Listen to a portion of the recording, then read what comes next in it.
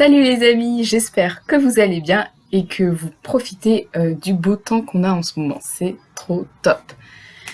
Alors aujourd'hui, je vous présente la dernière vidéo de cette neuvaine à l'Esprit Saint.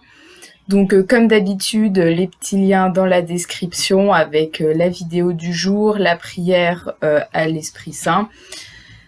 Et donc je vais vous présenter la patience.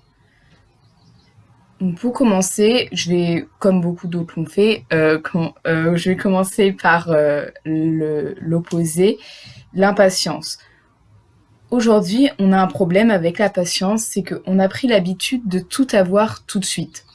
Que ce soit avec la vitesse d'Internet, etc. On a cette habitude. On vit dans une société qui est une société de l'immédiateté. Et donc dès que quelque chose n'arrive pas pile au moment où on l'attend, on s'énerve, on râle, et enfin tout ça, et on trouve pas ça normal. Alors qu'en fait, la vie, c'est un long moment de patience. Quand on est face à notre ordinateur et qu'il rame, quand le prof est en retard, n'importe quel moment de notre vie où on s'énerve pour une raison X ou Y qui est complètement absurde, il suffit en fait de faire preuve de patience. Alors vous me direz, bah oui, c'est bien gentil de dire ça, mais c'est pas facile à faire. Et je suis d'accord, c'est pas du tout facile d'être patient.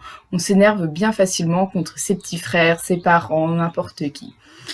Sauf que la patience, c'est au cœur de toute chose dans notre vie. Car sans elle, on est des gens désagréables, des gens qui n'aiment pas la vie. Et surtout, on n'arrive pas à construire quelque chose de beau, quelque chose de concret dans notre vie. La beauté n'est pas l'œuvre d'une minute en fait. La beauté se construit avec le temps. Prenez l'exemple des cathédrales, elles ont mis 100 ans, des centaines d'années à être construites. Prenez l'exemple de la création, Dieu l'a créé. Dieu a pris 1 semaine pour créer le monde. Il aurait pu dire comme ça, hop, ça y est, c'est créé. Non, il a pris le temps, jour par jour, de créer une nouvelle chose. Donc en fait, tout est patience. Il faut savoir prendre le temps. Il y a un temps pour tout et on dit même que le temps est faiseur de miracles. Car oui, avec le temps, tout peut arriver. Quand on attend quelque chose, hop, il n'arrive pas comme ça d'un claquement de doigts, piou piou, salut, je suis là. Non, c'est plus que ça en fait. Il faut faire preuve de confiance, de persévérance et d'endurance. Alors ces 3 mots sont très liés à la patience, car c'est eux qui vont la guider et qui vont nous permettre en fait d'acquérir cette patience. Car quand nous sommes patients, nous avons confiance dans le Seigneur. On sait que au bout d'un certain temps, il va nous donner ce qu'on attend. Il faut faire preuve de persévérance, c'est-à-dire ne pas abandonner parce que nous avons attendu trop longtemps, par exemple. Ne pas abandonner parce que c'est pas arrivé tout de suite. Il faut faire preuve d'endurance parce que parfois on met du temps à obtenir les choses que nous voulons. Comme nous en prépa, par exemple, avec les concours, il nous faut 2 voire 3 ans pour obtenir finalement ce qu'on veut, voire pour pas l'obtenir et arriver à faire autre chose. Donc il faut vraiment de l'endurance, ne pas baisser les bras à la moindre occasion. Et donc pour ça, il y a l'exemple parfait de Sainte Monique. Sainte Monique, c'est la maman de Saint Augustin. Son fils, au début de sa vie, il était surtout vers la philosophie, il critiquait Dieu, etc. C'était vraiment la cata pour elle qui avait la foi. Mais elle n'est pas restée passive à attendre en disant s'il te plaît Seigneur, convertis mon fils. Non, elle a été d'une patience active. Elle a prié, et pendant qu'elle priait, elle ne se contentait pas de prier, de dire bon bah Seigneur, fais tout, et puis moi j'attends là et on verra bien, advienne que pourra. Non, elle a continué à prier en ayant confiance au Seigneur justement, en sachant que tout arrive à point nommé en fait, parce que elle avait cette espérance dans le Seigneur.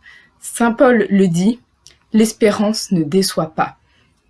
Et donc si cette espérance ne déçoit pas, c'est que la patience vaut la peine d'être vécue. Ça vaut la peine d'être patient parce qu'au bout du compte, on aura ce qu'on voudra.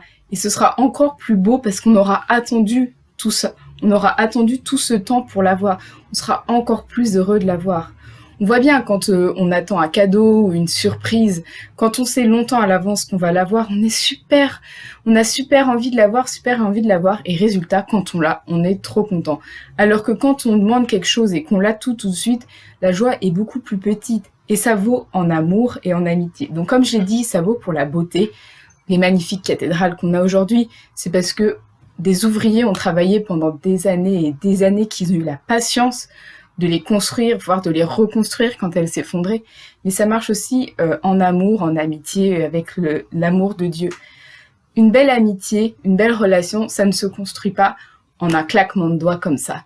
Il faut prendre le temps de connaître la personne. Il faut prendre le temps d'avoir des souvenirs avec cette personne, de passer des bons moments avec elle, tout comme des mauvais moments. Et c'est pareil avec Dieu. Il faut prendre le temps de voir des souvenirs, entre guillemets, avec Dieu, et donc prendre le temps de passer du temps avec Dieu. Dieu est toujours présent avec nous. Et c'est cette patience et donc cette confiance en Dieu qu'il faut savoir trouver, notamment dans le silence. Le meilleur exemple de la patience, c'est la passion du Christ. Quand le Christ a souffert toute sa passion, et il l'a fait avec confiance, sans se plaindre, sans rien dire, dans un silence incroyable, parce qu'il savait qu'au bout, ce qu'il aurait, ce serait merveilleux. Il aura sauvé les hommes. C'est pour ça qu'il a accepté cette épreuve et qu'il l'a endurée sans rien dire, et donc avec patience. Alors je vous demande pas forcément d'avoir autant de souffrance que les Christ, mais de montrer autant de patience dans les petits malheurs de votre vie quotidienne. Parce que la patience, c'est quelque chose de très quotidien, qu'on vit vraiment tous les jours. C'est vraiment les moindres petites choses du quotidien qui vont nous prouver de la patience. Donc comme j'ai dit, quand une page internet ne charge pas, quand le petit frère refuse de mettre le couvert, n'importe quoi vous demande de la patience. Quand un ami ne répond pas à votre SMS, comment il faisait autrefois? Pensez bien, les lettres, ça prenait plus longtemps que 3 secondes. Donc il faut avoir la patience, laisser du temps au temps en fait. Ça paraît tout bête et pourtant c'est difficile à faire. Et donc ce fruit de la patience, l'Esprit Saint nous le donne, en plus de tous les autres fruits de l'Esprit. Il aide à construire les autres fruits, car sans patience, difficile d'être joyeux, difficile d'avoir de l'amour, d'être maître de soi-même, d'être bon, bienveillant envers les autres, d'être humble, etc. Donc, ce que je veux dire, pour résumer en fait, c'est que la patience envers les autres, c'est l'amour. La patience envers soi, c'est l'espérance. Et la patience envers Dieu, c'est la foi. Et donc, il faut avoir ces 3 piliers dans sa vie pour être patient donc avec les 3 éléments majeurs de notre vie, l'amour, l'espérance et la foi.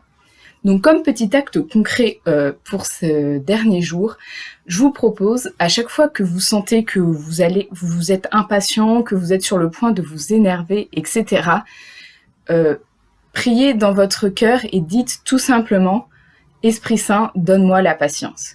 Et vous verrez tout de suite, l'effort sera plus facile, ou du moins moins difficile à faire. Vous arriverez plus facilement, normalement, à être patient envers les autres, envers Dieu et envers vous-même. Et donc, je voudrais vous quitter avec cette petite phrase que j'aime beaucoup du pape François, qui est « Le chrétien n'est pas fait pour l'ennui, mais pour la patience ». Voilà, donc je vous laisse méditer là-dessus et à bientôt, je l'espère.